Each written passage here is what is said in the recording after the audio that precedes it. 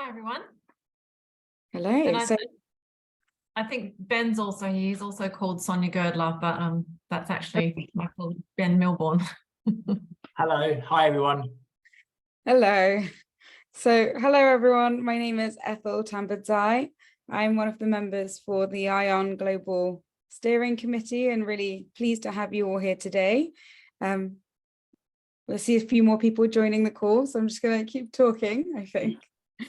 Hello everybody, welcome to this session. I'm Ethel Tambadzai, ION Global Steering Group member with the team led by Charlotte Beaulieu. Thank you all for joining us today. So for this session, we are looking at the supporting primary, secondary and tertiary education settings. And for this afternoon, we have 4 different sessions starting off from now. We've got 1:30 to 2:15 with Sonya Girdler and Ben Milbourn, Talk to Me, Improving Mental Health and Suicide Prevention in Young Adults. And then from 2:15 to 3, we have Claire O'Neill, the Leans Curriculum, Learning about Neurodiversity in School. 3 o'clock to 3:45, we have Jessica Monahan, Understanding Autistic College Students' Mental Health, Current Research and Recommendations. And then we'll have a 15-minute break, followed by Sue Fletcher-Watson from 4 to 4:45 around principles and practices in neurodiversity-informed education. But to start us off, I have Sonya Girdler here and Ben Milbourn. Sonya is affiliated with the School of Allied Health at Curtin University. I know I'm probably saying that wrong, Sonya, and is the director of the Curtin Autism Research Group. Welcome, Sonya. Ben Milbourn is with us and is a senior lecturer in occupational therapy, Curtin School of Allied Health at Curtin University as well, trained as an occupational therapist in the UK and working in New Zealand, Australia as well. I'd like to welcome you both, and I wonder if you'd like to introduce yourselves a little bit more or share from your perspectives before we go into your presentations. Hi everyone. Yeah, it's great to be with you here tonight. It's 8:30 at night where we are, so it's really nice to be talking to you all the way around the world. Yeah, we're very excited to share with you some of our Talk to Me work. As Ethel said, I'm director of the Curtin Autism Research Group down here in Western Australia in Perth, and we do a lot of work sort of underpinned by the neurodiversity paradigm, focused on working mostly with teenagers and adults with autism, and working on many projects in that space. So that's kind of, Ben, I don't know if you want to introduce yourself any more or... Yeah, Kaya everyone. My name is Ben Milbourn. I work with Sonya Girdler as part of the Curtin Autism Research Group. I would like to actually acknowledge the traditional owners of the land here. We are actually on Whadjuk Noongar country, and I'd like to pay my respects to elders past, present and future. Right. Thank you. Thank you for that, Ben, and welcome Sonya as well. Are you ready to share your presentation with us? Yep. I'll share our screen. Hopefully this all works as it should. Let me just, here we go. Are you seeing the right slide there, Ethel? Yes, we are, I believe so. The big one. Yes. Yep. Great. So we're very excited today to share with you our Talk to Me Mass Open online course. Ben and I are freshly jet lagged all the way back from Europe. We got back from Germany last Friday. We had a 2.5-week fellowship working with our German collaborators on the MOOC and doing lectures in Germany. So we're very happy to be home, and the late night of this presentation actually suits our jet lag quite well. So that's good because from Ireland, we're actually 15,000 kilometres away down here. So thanks to modern technology, we're able to do this presentation online. And as I said before, Perth is probably the most isolated city in the world. So online opportunities are very exciting for us. But also it's a bit relevant to the presentation we're going to give you tonight, because Talk to Me is a digital online intervention and program. And in our state in Western Australia, which is over 3,000 kilometres from bottom to top, online interventions and online programs are very important because we have to travel great distances, even within our state and within our country as well. So digital solutions are very well received. So as the World Health Organization has sort of provided us with some really rather saddening statistics, actually. 1 in 7 10 to 19-year-olds experience a mental health disorder, and this accounts for approximately 13% of the global burden of disease in this age group. So depression, anxiety, and behavioural disorders are among the leading causes of illness and disability among adolescents. And unfortunately, suicide is the 4th leading cause of death among 15 to 29-year-olds. Also, university students also experience significant problems in managing their mental health. Internationally, 17% of university students experience suicidal ideation in the past 12 months. And 53% of students who've thought about suicide develop a suicide plan. And unfortunately, 22% of these made an attempt on their lives. And I think the unique stresses of the post-secondary education environment for university students, things like trying to balance work and study, transitioning to adulthood in the context of not having a lot of resources to, afford the cost of living, and many pressures on them, actually make them very vulnerable to poor mental health. And universities internationally report an increase in mental health problems of increased complexity among their students. So my wonderful colleague here, Ben, and I had thought a lot about this for quite some time. And while we work mainly in the autism space, we also work at one of Australia's largest universities. Our university, Curtin University, has an enrolment of over 60,000 students. And so Ben and I have been academics at that university, both of us, for more than 10 years. So we're very committed to making our university a better place and supporting the needs of our university students. So we've been quite interested in this area for quite some time.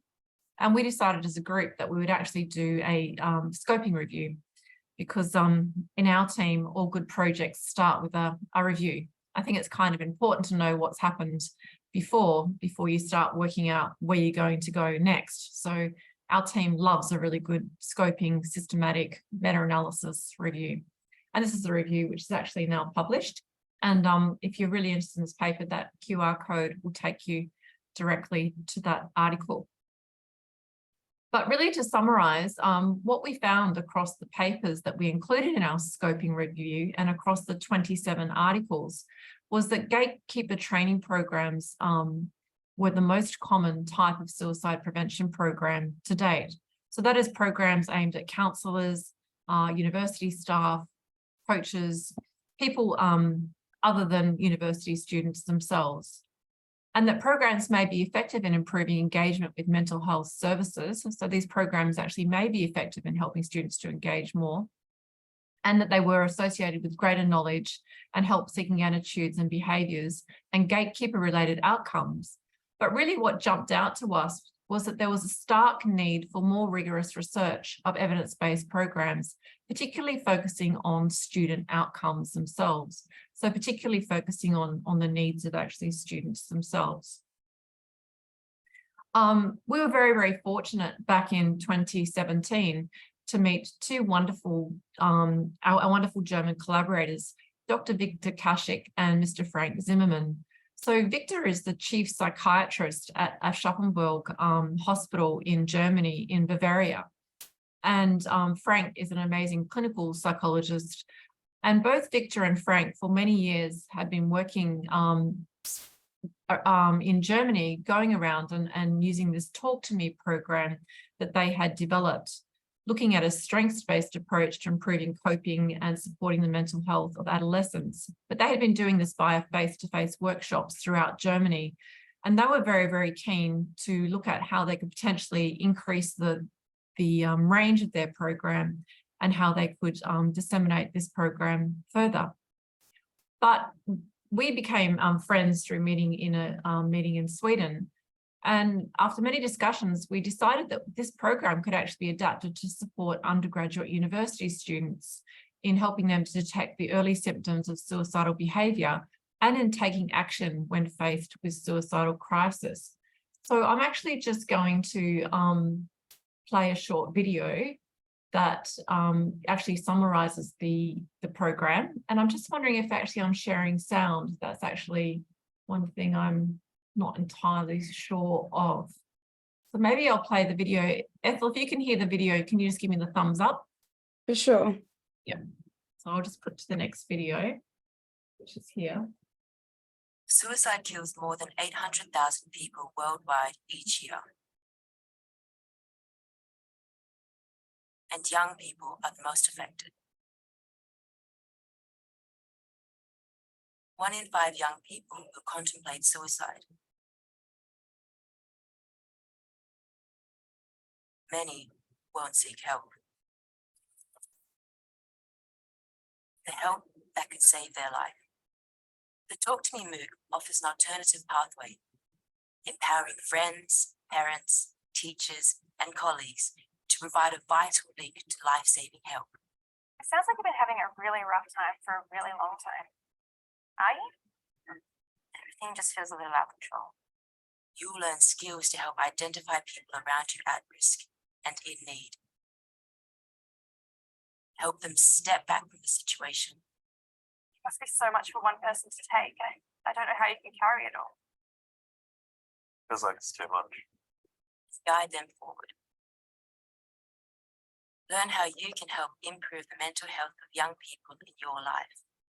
Recognize concerning behaviors and feel better prepared to have conversations about mental health.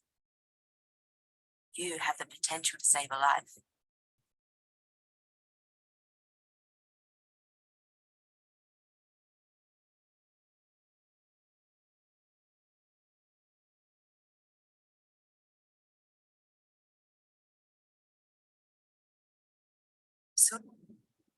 So that's a short video summarising our program, and it's available free on the edX platform. But I'll hand over to my colleague Ben now, who can talk about the key learning objectives of the MOOC and what the Talk to Me MOOC covers. Thanks, Sonya. So I suppose what we wanted to aim to do was empower, and you'll notice the title, we've really looked at young adults. But if you think about our students at tertiary institutions, universities, that they are young adults, and the idea that they're stepping into this arena, and often, as Sonya mentioned, coming from a high school to then going to a university with 60,000 people is a very overwhelming experience. So the kind of main objectives, we wanted to upskill people, firstly around mental health knowledge, but then also when people start to recognise perhaps some concern, how they might be able to communicate in a crisis, and then what do you do about it? Something of note, of interest here in Australia, we have something called Are You OK Day in September, which is a wonderful initiative. The difficulty though, what if somebody says, no, I'm not okay? How do people respond to that? So this was kind of our overarching drive around what we wanted to kind of provide within the programme.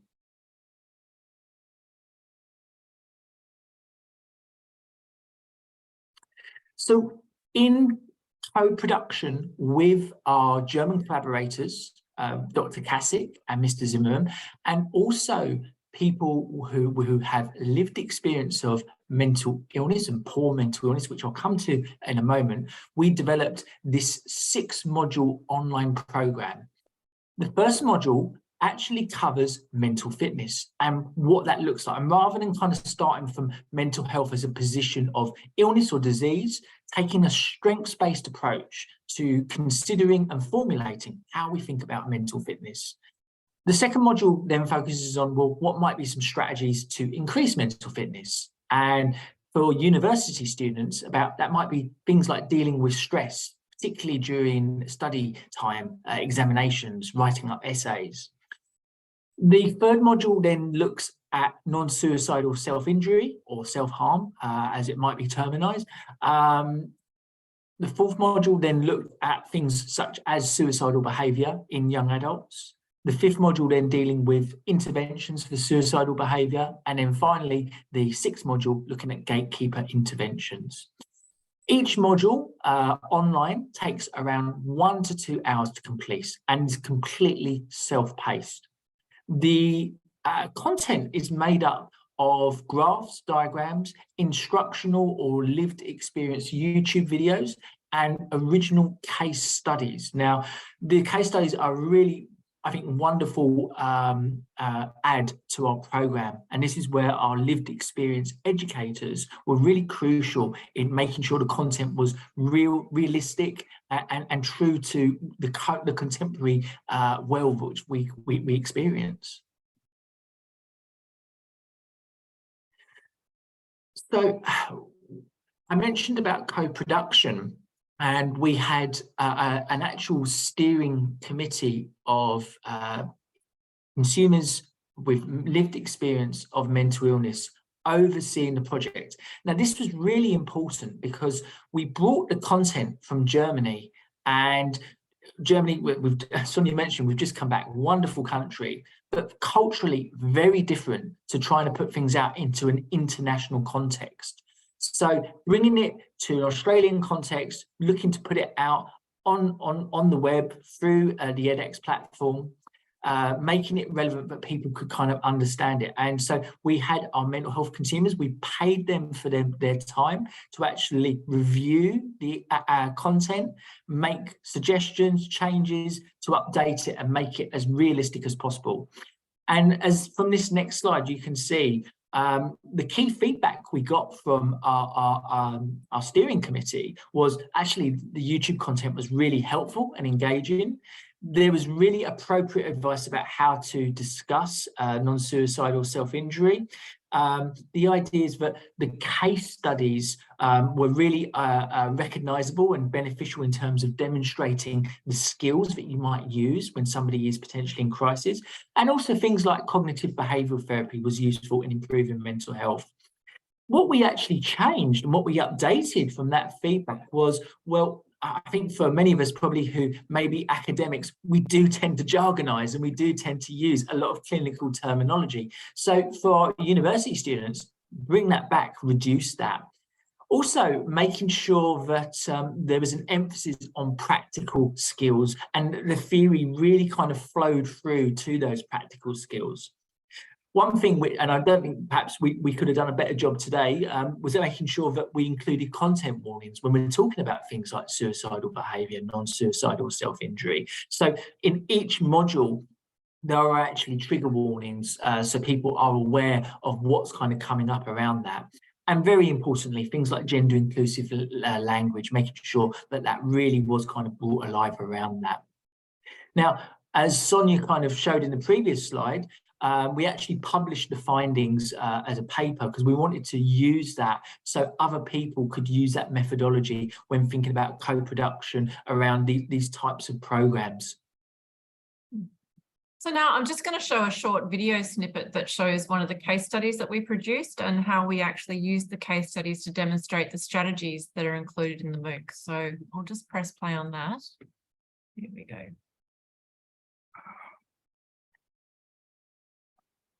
Oh, hi Ken, where are you up to? I just needed this on the road. Ken, you don't look so good. Can I buy you a coffee? I can't right now. I need to be alone. Maybe not. Ken, I'm really worried about you. Especially since the last time we met and, you know, I haven't seen you since. Can we go sit down and you can talk to me?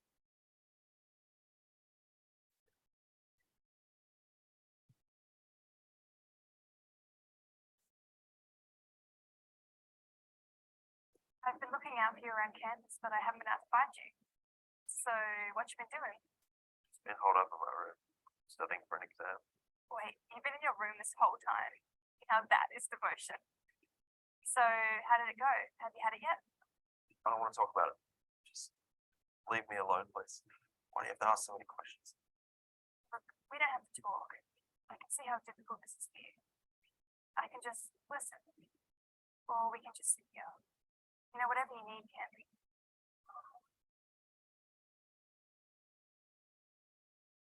So, with you in your room this whole time, what'd you do for food? Are you more of a baked beans or meat drawing type of guy? Neither. Wasn't hungry, I just hit the books. Shit, you know. Uni, Life. so it's more than just study. Studies play a big part. Take that the exam, but just freaked out, got up and left. That was the last straw. Just reinforces how crap I did it. Now, I know that there was a lot of pressure on that exam for you. Do you have anywhere where you can just kick back and relax and talk to people? You know, when was the last time you ever hung out with anyone? I don't know. It's been a while. I don't have any friends here. They're all back home with my folks and my brother. Don't like spending time with anyone. Just let myself in. Try to sleep, but never actually do sleep. I know when I don't sleep, I hate the world. Everything makes me either want to cry or break something, and it gets really hard to talk.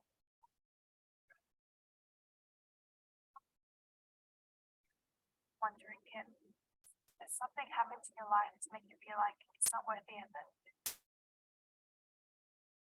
The exam was awful. I failed, screwed up my studies. Pretty well written up my life.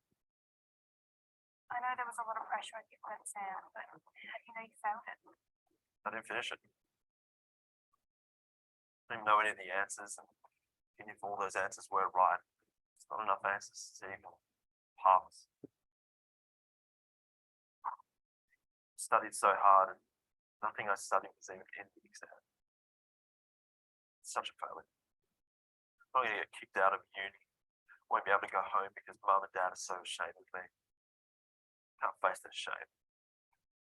Not again. By the way you talk about people in your life, I can tell that what they think of you means a lot to you. Do you feel judged by them often? Like always. Nothing I do is good enough. You know, they're right. Just a crap son, crap person, crap student. I don't know what's weighing you down more, their judgment of you or your judgment of you. It must be so much for one person to take. I don't know how you can carry it all. Yeah.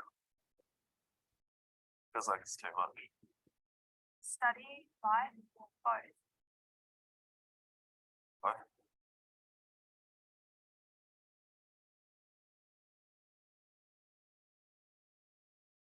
So at the end of each video case scenario, there's warning signs to remind people what to look out for, warning signs in terms of thoughts and behaviours, and then they're actually written at the end. And then looking at risk assessment questions that are used in each of the scenarios. So actually modelling that for participants. Just to build on that as well, we had lived experience educators actually consult on the scripts between Ken and the other lady that you saw in the video, Jenna, and actually those are actors that are actually playing those roles, but their story, their narrative follows through each module. So we meet Ken and Jenna in module 1, where Ken has moved away from, he lives in regional rural Australia. He's moved to university. He's really struggling. Jenna is somebody who is working and is having difficulty around managing her job, managing her studies, and is engaging in non-suicidal self-injury as a way of kind of coping with that. So as each module progresses, we find out more about their story. We see other people in the community interacting with them and starting to use the talk to me skills as that progresses. Yep, exactly. And where we are to date with Talk to Me, so we have 3 versions of the Talk to Me MOOC that are published, and they're freely available on the edX platform. So there's the 6-week version of the Talk to Me, Improving Mental Health and Suicide Prevention in Young Adults.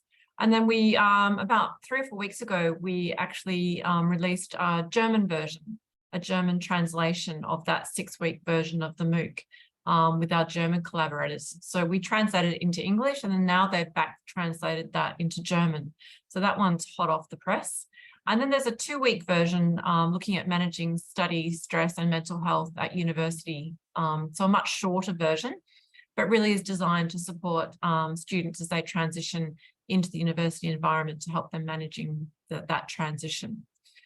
So like all good researchers, we aim to evaluate the efficacy of our Talk to Me MOOC in a lovely randomized control trial. And we plotted out this very, very nice design of a multi-site crossover randomized control trial. And we had big plans to launch this trial in March 2020. And this here is our original design of that original study. So we planned to do a crossover randomized control trial where university students were allocated to either doing the Talk to Me MOOC in the first semester or the Talk to Me MOOC in the second semester of 2020.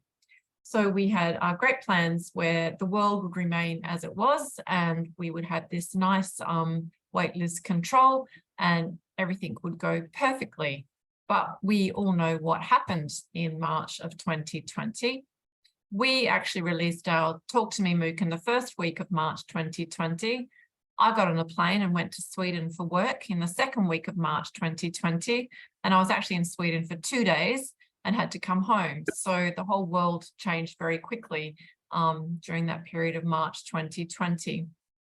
Our state borders in Western Australia were closed for nearly 2 years. So it was quite important that I got home quite quickly because within weeks, our state went into complete lockdown.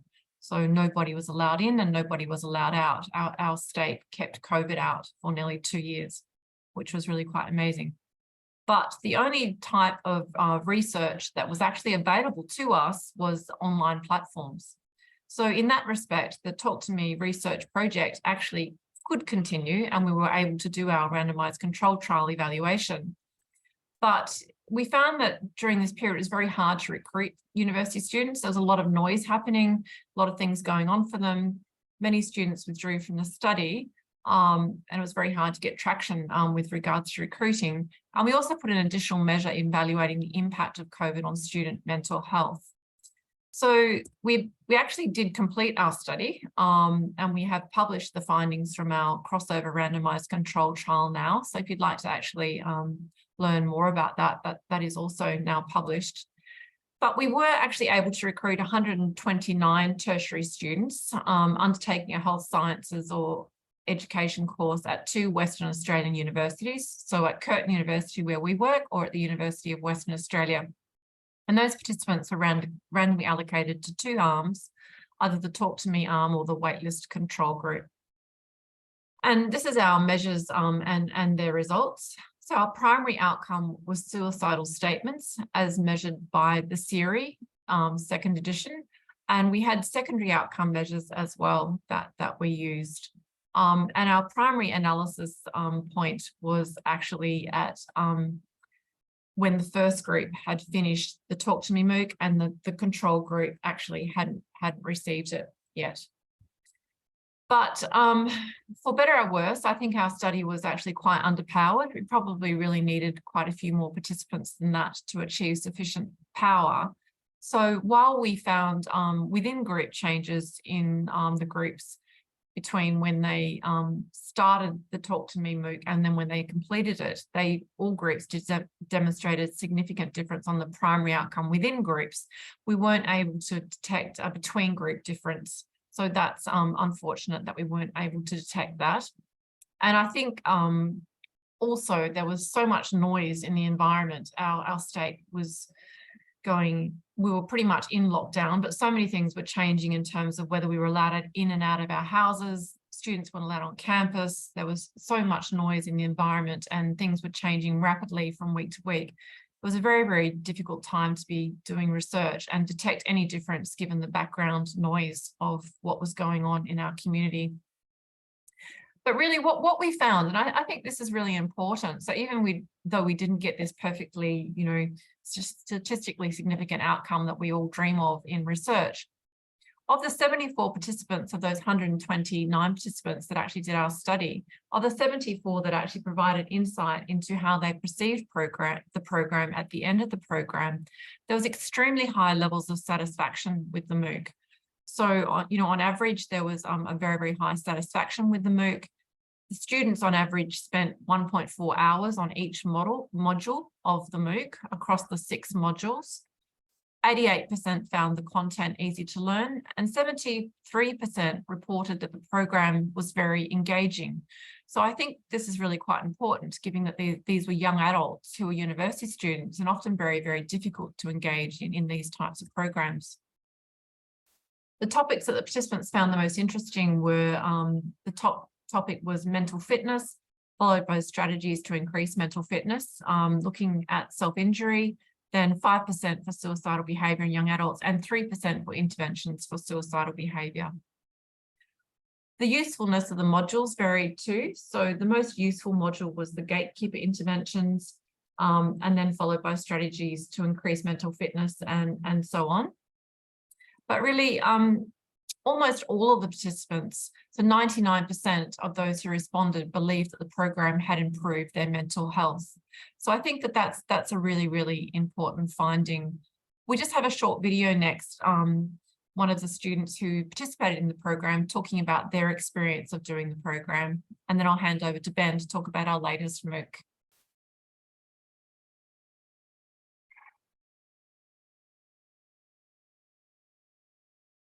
I think mental health is important for students because there are so many students that are either experiencing a mental health disorder themselves, or they have known someone who has experienced a mental health disorder. There's not much awareness that students have of the kind of facilities or the people that they can talk to get treatment for these kinds of things. I feel that the MOOC changed the way that I see people and the way that they cope with their own feelings and emotions.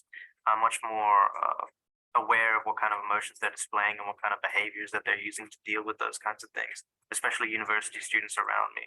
It changed the way I kind of look at my own study habits and how I talk to people. I've been able to more often notice what kind of emotions they might be feeling.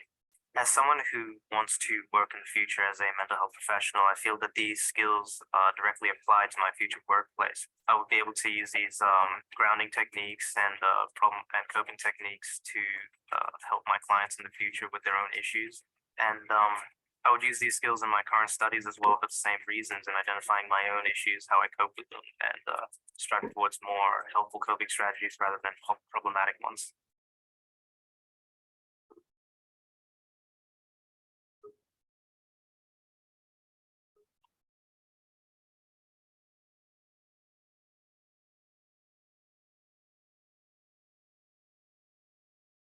So Ben, I'll hand over to you to what we've achieved so far. Yes, thanks, Sonia. And I sort of reading a bit of the chat as it's going along there. I do apologise. Some people are having a bit of difficulty with the sound, so sorry about that. But we will make all the links available for the video so you can see that. So as Sonia has kind of indicated in the slides, we in terms of the release of the Mass Open online course, or the MOOC as it's otherwise known, we've had since March 2020 54,507 enrolments across 186 countries. So we've had a huge uptake. Are thinking perhaps the impact of COVID and the reach into countries. And I noticed somebody put a question on there asking about supporting in low socioeconomic countries. And it's interesting, in some of those countries, if you look at the breakdown in 186 countries, you've got countries like Angola picking that up. So I think in terms of, yes, people, you've got an internet connection, the idea that you can access this program, the program being free, is really, really important. You can see I've got a breakdown of some of the statistics there in terms of 19% from the United States, 12% from Australia, 10% from the United Kingdom. I think what's interesting here is the level of education. And although we've said young adults, we have had university students in our mind. And if you look at the level of education, mostly high school diploma or a college degree.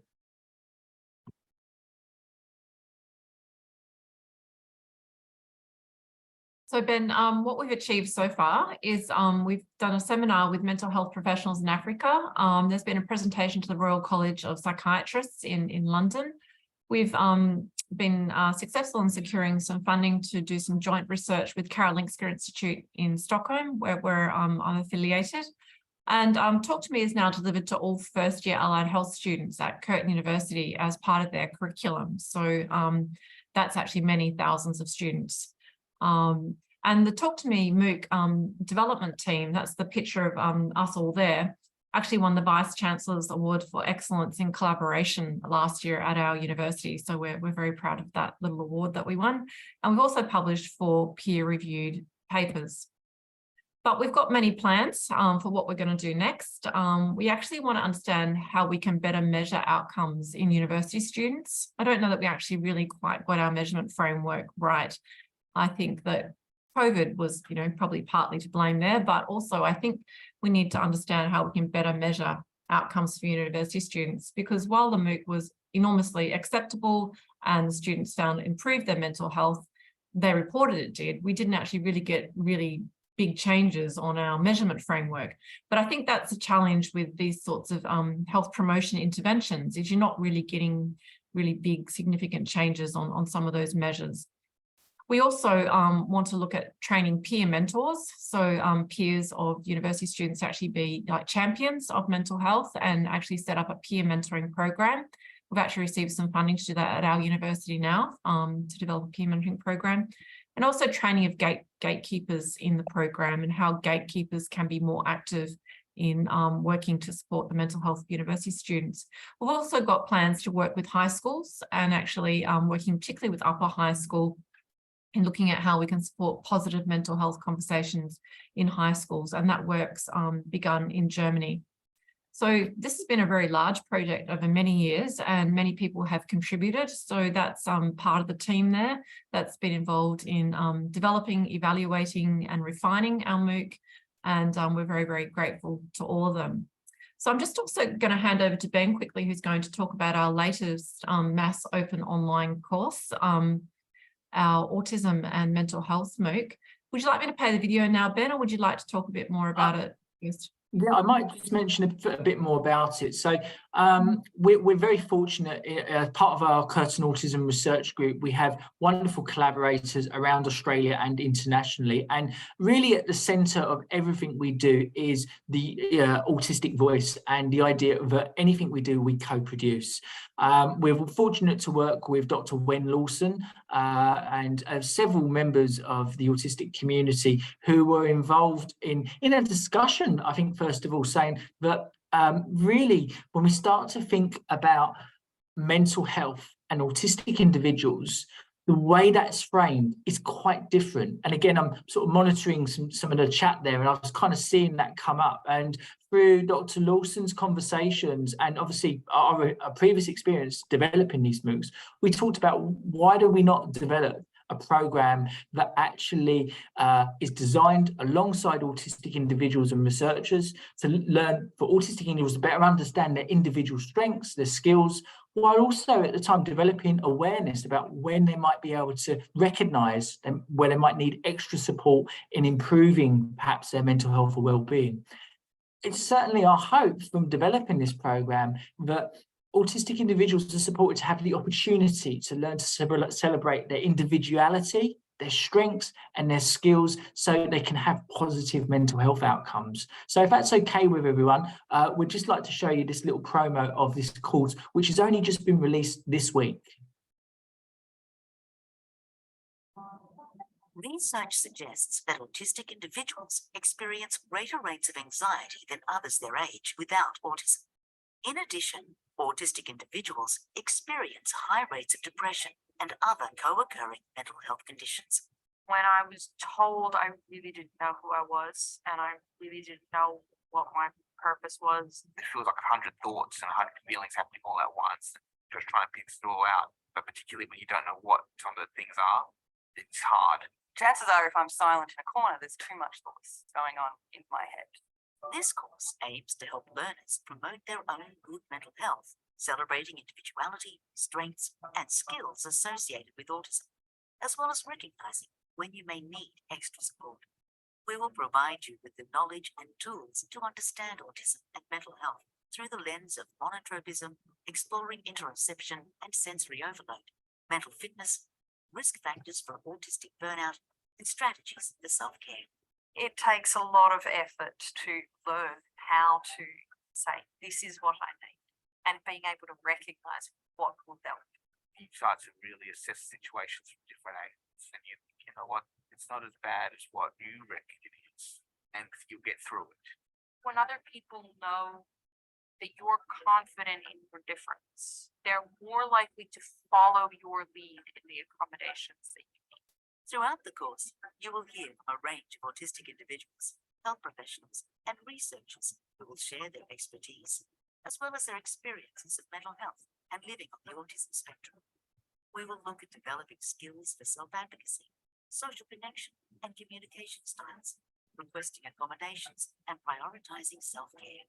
Join us on this journey towards supporting your mental health and embracing a positive autistic identity. A big welcome to our Autism and Mental Health MOOC that's been put together by autistic people for autistic people. I now do not view my autism negatively. Being amongst the autism community, yeah, I have found my tribe. Once I got my diagnosis, I felt that I was finally able to learn to love myself.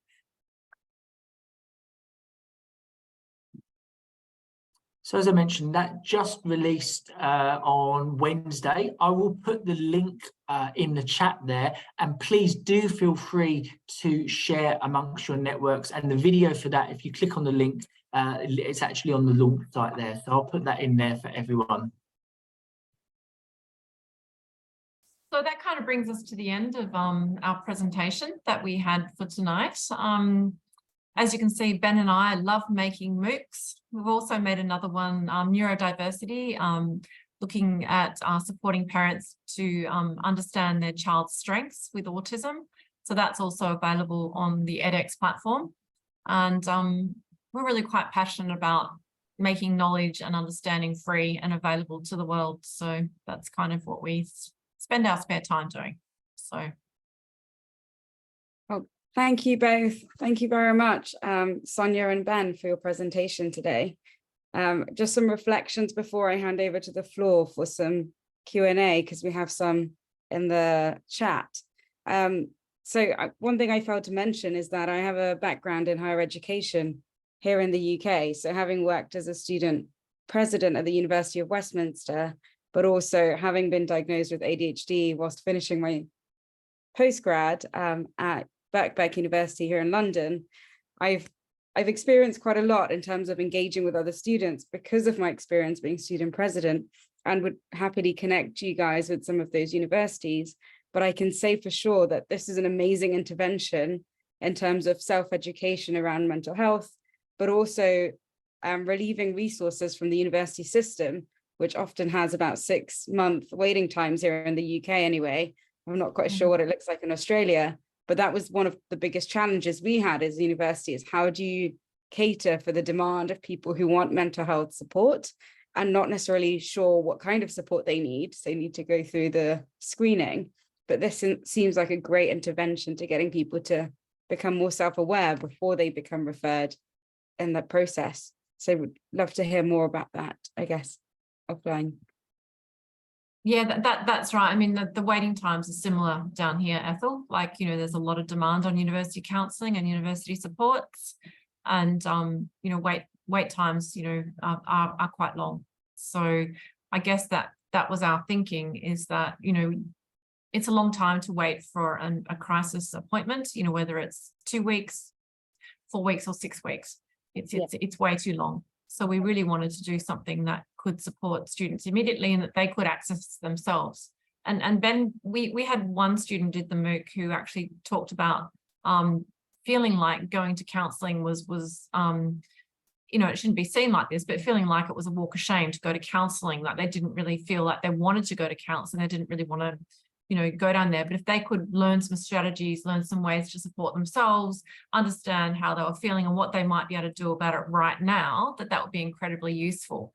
And I think, you know, the 55,000 young adults that have done the program is probably indicative of the fact that, you know, young adults actually want to learn some things themselves. They want to be supported to learn some strategies. So while professional help is always important and always necessary, unfortunately, in all of our systems, the wait lists are, you know, wrongly so long that it's important to provide some things that are immediately accessible. So that's kind of what we're trying to do. And I think if we look at the education system at the moment as well, certainly in the Australian context, people want to be able to learn at their own pace, at their own time. That they, Sonya and I we talk about it. We know a lot of young people, they'll be at the gym listening to their lecture at 1.5 speed while also perhaps doing something else. So this idea of flexibility is so important. And I think there was a question about responsibility. We need to be empowering our young people to feel safe to make those sort of choices around responsibility. And I think, again, talking about the enrolments, I mean, that talks a lot about people feeling comfortable to do that and learn at their own pace. Sure. And thank you, Ben. You've just picked up the question from Jenny right then. And moving to the next question we have from Shmuel Yerushalmi, which is, how, according to you, evidence-based approach can support prevention suicide among poor and low socioeconomic groups of the population? Yeah, I mean, absolutely incredibly important. Students are a very challenged group.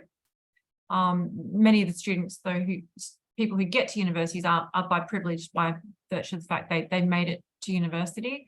But university students do have a lot of financial challenges and time challenges. So I think it's important to tailor interventions. I think maybe that's why the MOOC has been quite successful within its target age range. When we look at the user statistics of the MOOC, the average age is about 24. So I think developing targeted interventions that really understand their target group and that perspective of the target group. So, for example, low SES and those sorts of groups, ethnically diverse groups, or interventions that target people from particular backgrounds are actually really important, because only then can you actually provide strategies that are really meaningful. So we haven't done work in that space specifically. The autism mental health MOOC is aimed at neurodiverse individuals and autistic individuals, but there's certainly much more need in that space. So, yeah. Absolutely. Thank you very much. And I'm just checking if we have any more questions in the chat before we close.